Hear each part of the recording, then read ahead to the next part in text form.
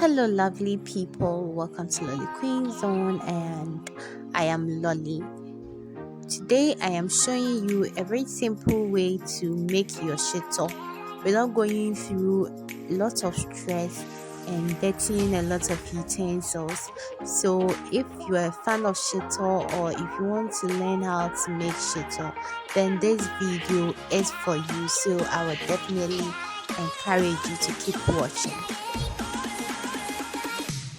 So I'm going to leave all the ingredients I used in the description box. But what I typically do when I'm making my shito is that I combine all the ingredients into a saucepan and put it on fire, whatever that I'm going to use, including all my spices. So you know that in making shito, your key ingredient is onion and oil. That's your main ingredients, and then the pepper just brings out the hotness of it.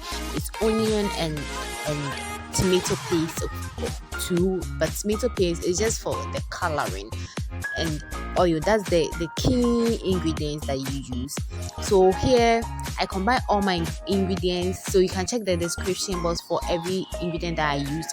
I combine it and keep it on fire and make sure the moisture in it reduces. And when I get the moisture in it to reduce to a very nice consistency, I then add my oil to it. If I'm making a large bowl of shito, then I would have to transfer the combination or the mixture into a larger saucepan with the oil already in it on fire, like a hot oil, so that I will just stir it and then fry my shito.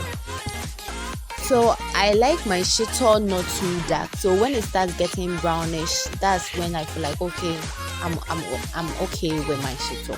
It's really nice. I like this method because it's easy and it saves me a lot of time and energy.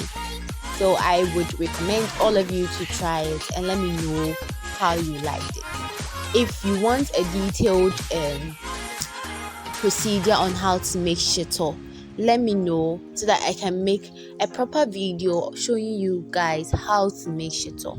Thank you so much for watching this video. If you liked it, please like the video and then share. If you have not subscribed to the video, do so, and